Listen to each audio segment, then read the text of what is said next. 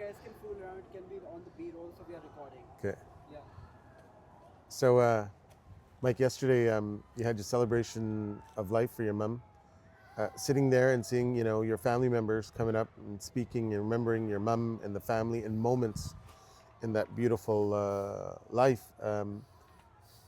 I couldn't help but think about my family. Your family is a storied family, right, in the city of Surrey, and I got to think about mine.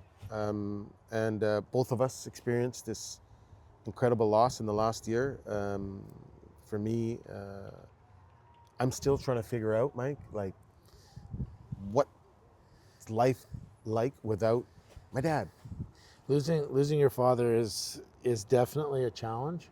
I lost my father in 2018, as you know, just before we met and ran together in the last election. And you do feel lost because that person you used to go to isn't there anymore. Mm-hmm. And all of a sudden you have to make those decisions on difficult choices without that guidance that you used to get. Yeah. I mean, you were very close to your dad as I was to mine. I became close to your dad as well. Yeah. And I worked for and with my dad every day. We were together every day. Yeah. And he had life experience before me. And when I ran into a tough situation, especially on the farm, we would bounce ideas off each other. And all of a sudden that wasn't there. Yeah. Me, I feel the same way, Mike. I wasn't on the farm, but in the home, regarding school, athletics, friends, college, university, in every aspect of my life, my go-to was my dad. And not having him around during this critical period, I know he had big hopes for his son to do big things. I don't know if I ever lived up to his expectation, but I try. But Mike, what is that one piece of advice that you can give me? What is it that I should do as I move forward? Well, the biggest piece of advice I can give you is having had opportunity to spend time with your dad with you away, your dad was very proud of you. Oh, He was man. very proud of you. He was thrilled in what you were doing. And to go with that is remember his teachings. Yeah. Remember what he did when he first came to Canada and what he did when you were a young man. Yeah. And you're doing that already in the Muslim community and in the community at large. Yeah. So just remember that and keep doing it. Thank you, Mike. I appreciate it. I mean, Mike, I grew up trying to channel. I never knew my great-grandfather, who was a great man in this city and literally built this city.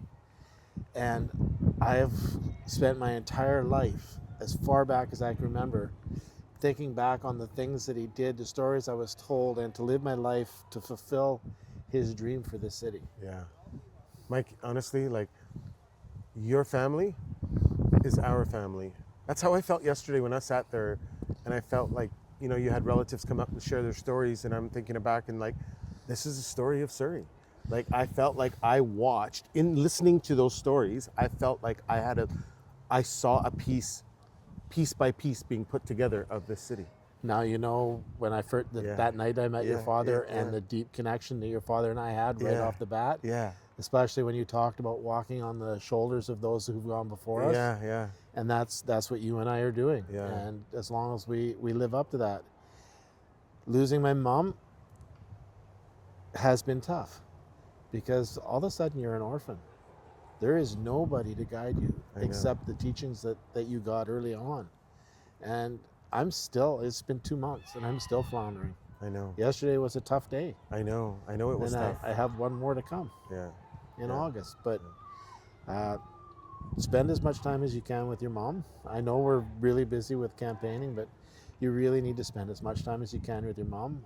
Let her know that you love her. That's a great piece of advice, Mike. I'm right after we chat about this, I'm gonna go and see my mom and spend some time with her today.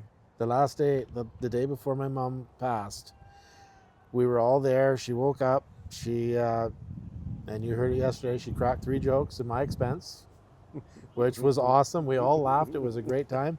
And then the Canada-South Korea women's curling match came on, and And we all sat there together, and for 3 hours we watched curling together, Yeah. which was my mom's favorite pastime. Yeah, favorite sport. Curling, hockey, football, and baseball. Those were on the TV all the time. That's the Canadian story, Mike. Well, she loved sport, and I know that she loved watching me skate when I was a player. She'd come and watch me coach hockey games, even when I wasn't coaching my own kids. Both my mom and dad were there, and it doesn't last forever. You're right, Mike. You mentioned something. I remember I was away with my family in in Japan, and you sent Yes. me a picture. Yes. You were at an event with my father. It was a beautiful picture. I still have it, and you sent it to me. And that was one of the last of public events that he attended. Yes. I just want to say thank you, Mike. I really appreciate your friendship, and I learned a lot from you over the last 8 years that we've kind of gotten to know each other. Yep. I appreciate your friendship so much, and I look forward to spending more time with you. Been man. awesome. Thanks, Mike. Take care. Yeah.